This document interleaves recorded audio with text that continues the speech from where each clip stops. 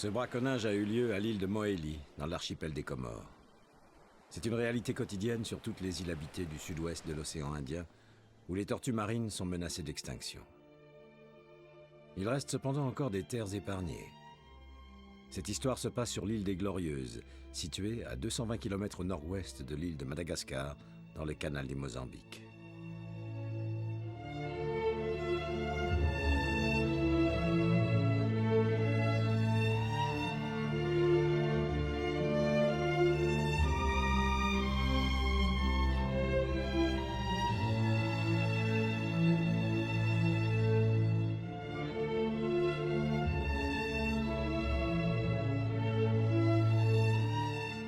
Poussière de corail perdue au milieu de l'océan Indien, les Glorieuses sont des îles françaises qui appartiennent à l'archipel des îles Éparses.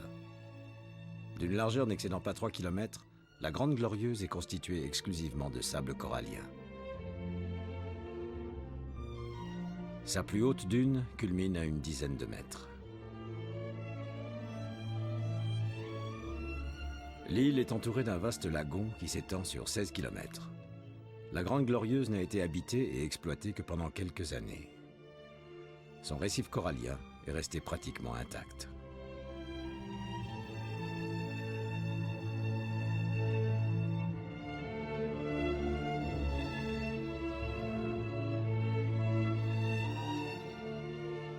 Au milieu de cette vie intense, un reptile a traversé les océans pour revenir sur l'île où il est né. C'est la tortue verte Chelonia midas. Apparue à l'époque des premiers dinosaures, la tortue marine est l'une des plus anciennes formes de vie sur Terre. Sa remarquable adaptation au milieu marin lui permet de rester sous l'eau sans respirer pendant des dizaines d'heures.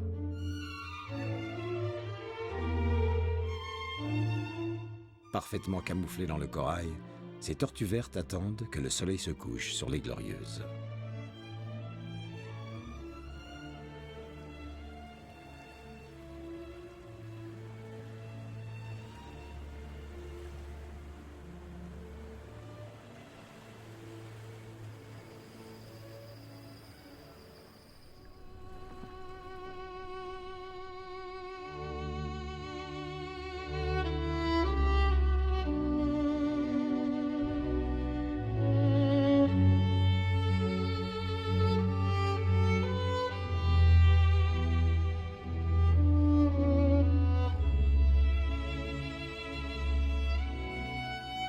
L'apnée est parfaitement adaptée à l'observation animalière, car le plongeur, ne faisant aucun bruit dans ses déplacements, n'effraie pas les poissons. Une raie africanus, espèce pratiquement inconnue, disparue des îles voisines, se laisse approcher sans crainte.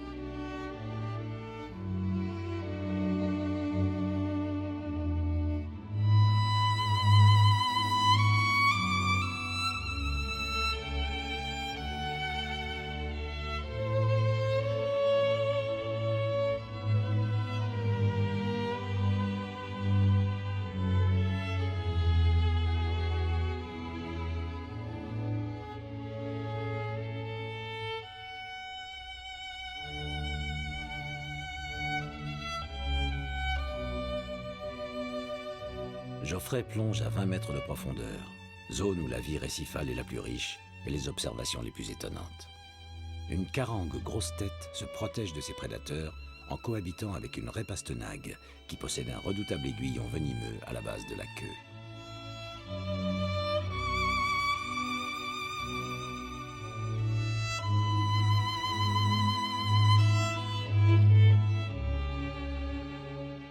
Un vieux mâle bâille avant de quitter sa grotte. Les observations ont révélé que le récif servait de lieu de repos et de reproduction. Mais les tortues ne s'y alimentent pas. Exclusivement herbivores à l'âge adulte, elles se nourrissent pendant de longues périodes sur des prairies marines situées souvent à des milliers de kilomètres de leur site de reproduction. Quand elles viennent pondre aux Glorieuses, elles vivent sur les réserves de graisse qu'elles ont accumulées.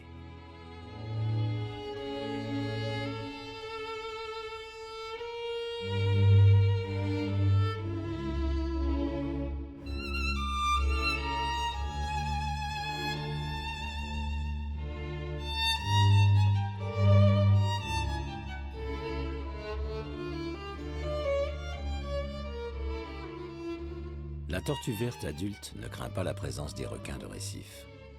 Sa taille importante et sa carapace lui assurent une protection suffisante. Mais en mer, les gros requins pélagiques restent son principal prédateur.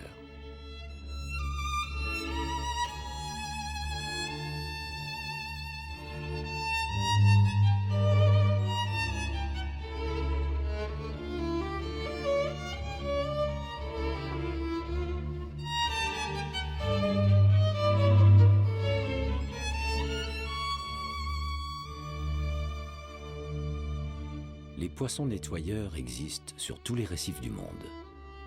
Ce petit labre bleu débarrasse cette murène de ses parasites. La tortue verte profite également des poissons nettoyeurs. À un endroit précis du récif, les algues qui poussent sur sa carapace sont nettoyées par les poissons chirurgiens et les poissons demoiselles.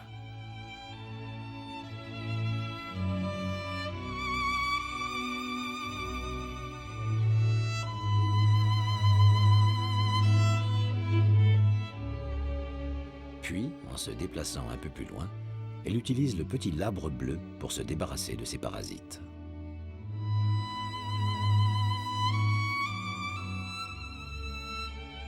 Le rémora est sans doute le plus malin. En se collant sur la carapace de la tortue, il l'utilise comme moyen de transport, de protection, de nourriture, et en plus, il se fait nettoyer.